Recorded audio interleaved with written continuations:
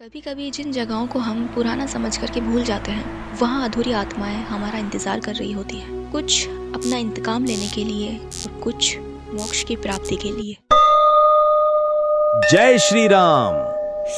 ये है अर्जुन वर्मा, बड़ी सॉफ्टवेयर कंपनी में सीनियर आईटी इंजीनियर और भगवान हनुमान का परम भक्त। हर सुबह ऑफिस जाने से पहले भगवान हनुमान के मंदिर जाता था और फिर ही काम पर निकलता था। उसकी जिंदगी बिल्कुल सामान्य थी। कामयाबी उसके कदमों में सिर झुकाए खड़ी थी। किस्मत जैसे उसकी हथेली में कैद थी। भगवान की विशेष कृपा उस पर ऐसे बरसती थी कि मानो हर जीत के लिए उसे चुना गया हो।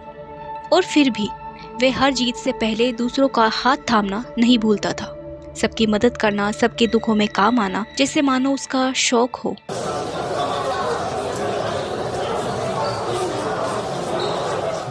आज हम यहाँ उन लोगों की याद में इकट्ठा हुए हैं जो एक दुर्भाग्यपूर्ण घटना में हमसे हमेशा के लिए बिछड़ गए। उनकी आत्मा की शांति के लिए हम 5 मिनट का मौन रखेंगे। दीवार पर टंगी थी 17 लोगों की तस्वीरें। अर्जुन ने उन सबके चेहरे को बस एक नज़र देखा और फिर वो चुप हो गया। ऑफिस से कुछ ही दूरी पर एक बहुत पुराना कैफ़े था। लोग कहते थे कि वह शहर का सबसे पुराना कैफ़े है, लेकिन अब वहाँ कोई नहीं जाता। नए और मॉडर्न कैफ़े जो खुल गए थे। काश एक गर्मा गर्म चाय मिल जाती तो सारी थकान उतर जाती। ऑफिस से लौटते वक्त अर्जुन थका हुआ था। उसे चाय की तलब लगी और वो मुड़ गया शहर के सबसे पुराने कैफे की तरफ। अर्जुन कैफे के अंदर जाता उससे पहले उसका दोस्त राज वहाँ आ जाता है और उसे रोकते हुए बोलता है, अर्जुन उधर मत जाना। क्यों? वो कैफे हॉन्टेड है। अरे राज, ये 21st सेंचुरी है। घोस्ट सिर्फ कहानियों में होते हैं। रुको। तुम टेंशन मत लो, मुझे कुछ नहीं होगा। मेरे साथ मेरे हनुमान जी है ना। जैसे ही अर्जुन ने कैफे का दरवाजा खोला, अचानक तेज बारिश शुरू हो जाती है। लेकिन शहर के बाकी हिस्सों में धूप थी। कैफे में एक अजीब सी ठंडक थी। पुरानी लकड़ी की मेज, टिमटिमाती लाइट और हवा में एक अजीब सी घुटन। अर्जुन उस कैफे को अच्छे से देखता है। तभी एक वेटर वहाँ आ जाता है और वो पूछता है, सर आप क्या लेंगे? जैसे ही अर्जुन उसका चेहरा देखता है, वो एकदम दंग रह जाता है। आज सुबह जिन 17 लोगों की तस्वीर उसने देखी थी, इसका चेहरा उन्हीं में से एक था। अर्जुन ये सब सोच ही रहा था कि उसकी नज़र बिलिंग काउंटर पर जाती है। बिलिंग काउंटर पर खड़ा आदमी भी उसी ग्रुप का था। लेकिन अर्जुन ने खुद को समझाया शायद ये कोइंसिडेंट हो सकता है। पर एक बार जब उसने उन सबके चेहरे देखे, वो कोई सामान्य नहीं थे। उसे कुछ अजीब सा फील हो रहा था। दरवाजे की तरफ भागते हुए अर्जुन को एक और चेहरा रोक लेता है।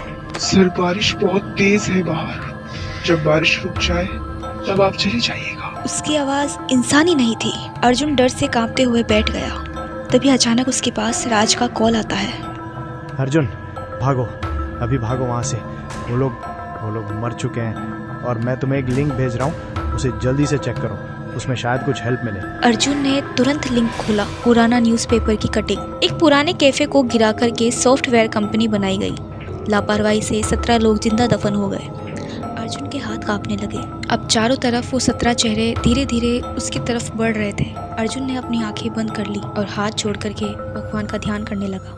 श्री गुरु चरण सरोज रज निज मन मुकुर सुधार, बरनऊ रघुबर बिमल जसु जो दायक फल चार। अचानक तेज प्रकाश उसके पीछे से प्रकट हुआ। वो कोई और नहीं, पवन पुत्र हनुमान की दिव्य छाया थी। सारे भूत पीछे हटने लगते हैं। वो पीली सी दिव्य रोशनी उन सभी पर पड़ने लगती है और जैसे अब धीरे धीरे उन सबको मुक्ति मिल रही थी। तभी उन मरे हुए व्यक्तियों में से एक ने आकर के कहा, अर्जुन इसमें तुम्हारी कोई गलती नहीं है।